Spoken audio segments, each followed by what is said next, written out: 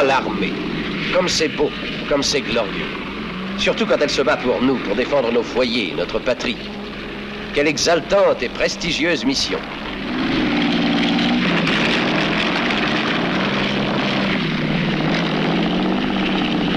Mais en temps de paix, c'est souvent bien embêtant.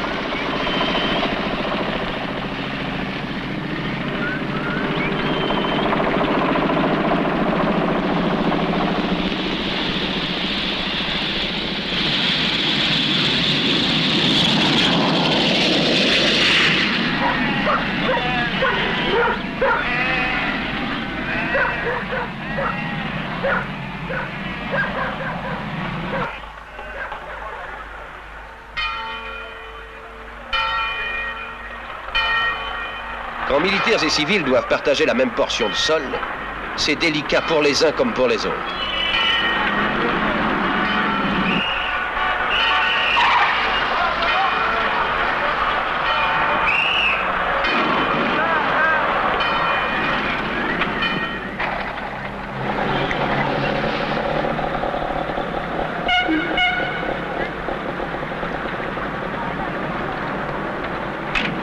Après avoir avalé des kilos de poussière derrière une colonne blindée, notre ami Grincheux voudrait bien se rincer la bouche avec un bon verre de blanc.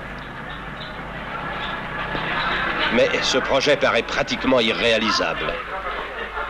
Qu'est-ce qu'il y a? C'est un débarquement?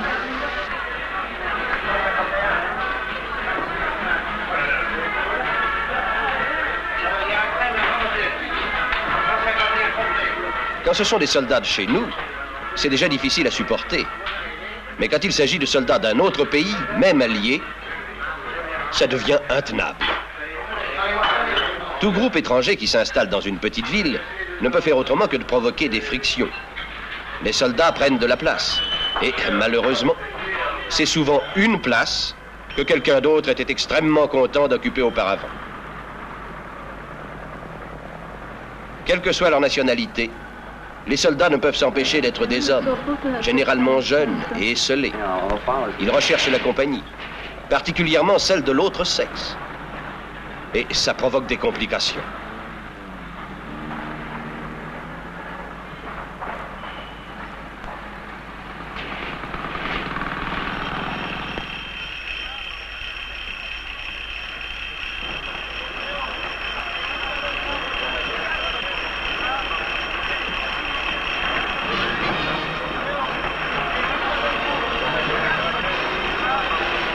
Trois orchestres, s'il vous plaît.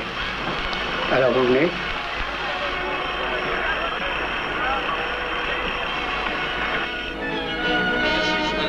Les soldats ont naturellement les mêmes distractions que les civils.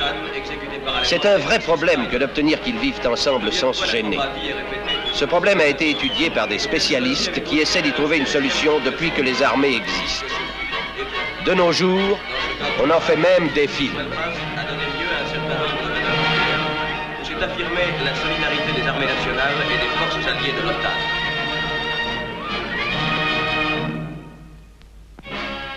À cause de la mécanisation et des techniques nouvelles, les armées modernes ont besoin de plus d'espace qu'autrefois. Le problème de la cohabitation des civils et des militaires devient encore plus aigu depuis que les nations libres de l'Ouest ont mis en commun leurs ressources en hommes et en matériel grâce à l'organisation du traité de l'Atlantique Nord. Pour préserver la paix, 14 nations se sont engagées non seulement à se défendre mutuellement si l'une d'elles est attaquée, mais également à prévoir pour chacune d'elles assez d'hommes et de matériel pour décourager toute agression. L'état-major de ces 14 armées est le CHEP, le grand quartier général des puissances alliées en Europe. La mission de cet organisme est de mettre sur pied les forces militaires nécessaires pour défendre les nations membres contre des politiques agressives. Le potentiel d'énergie accumulé à l'est de l'Europe, créant une menace pour la partie occidentale.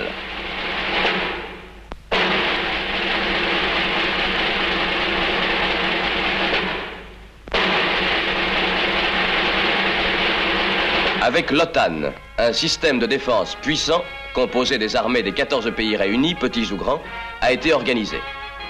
Par conséquent, chacun de ces pays bénéficie, au point de vue militaire, de la totalité de cette force immense.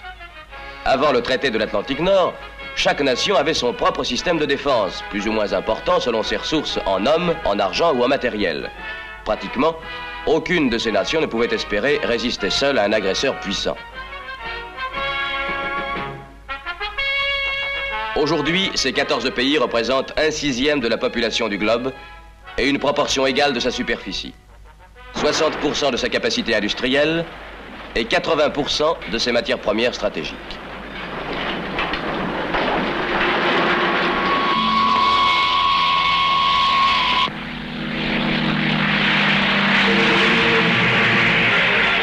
Ensemble, les nations de l'OTAN peuvent maintenir sur pied de guerre près de 7 millions d'hommes, que ce soit sur terre, sur mer ou dans les airs.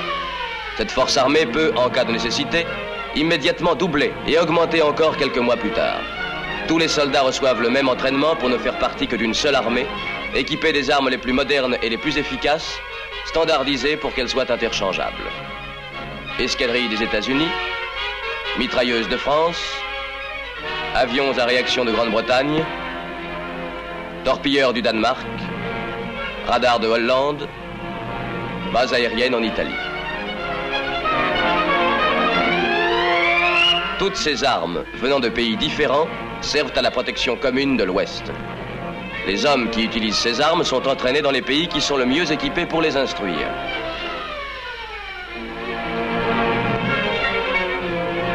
C'est pourquoi, dans l'école de chars de Marly, nous trouvons des Français, des Italiens ou des Américains. De même que des aviateurs hollandais s'entraînent en Angleterre.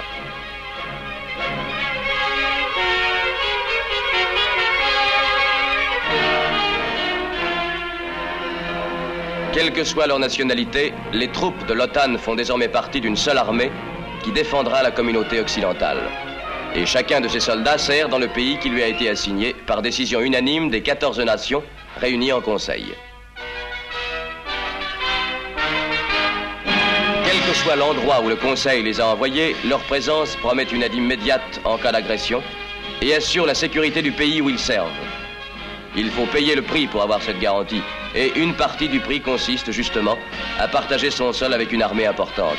Et Dieu sait tout ce que cela comporte d'agacement, d'exaspération et d'impatience. Une armée apporte avec elle beaucoup de problèmes à résoudre. Mais chaque fois que chacun de leur côté, civils et militaires, ont fait un effort pour se comprendre et se supporter, chaque fois qu'ils ont discuté raisonnablement de ces problèmes, des solutions ont vite été trouvées. Des comités spéciaux siègent pour régler les différends et améliorer les relations. Ils ne peuvent faire de miracles et tout résoudre d'un seul coup, mais leur travail porte ses fruits. La bonne volonté et l'indulgence font le reste. Vivre ensemble n'est pas facile, mais ces soldats sont chez nous parce que le Conseil Atlantique a jugé que c'était là qu'ils étaient le plus utiles. Les petits inconvénients qui résultent de leur nombre sont bien peu de choses auprès de la paix et de la sécurité que garantit leur présence.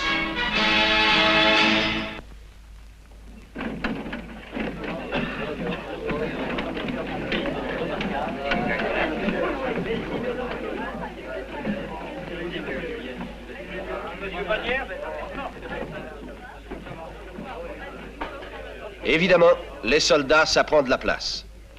Mais il en faut beaucoup pour assurer notre défense. C'est pourquoi, quand vous désirez parfois qu'ils s'en aillent, souvenez-vous qu'ils ne demanderaient pas mieux que de retourner dans leur famille, mais qu'ils sont là pour vous.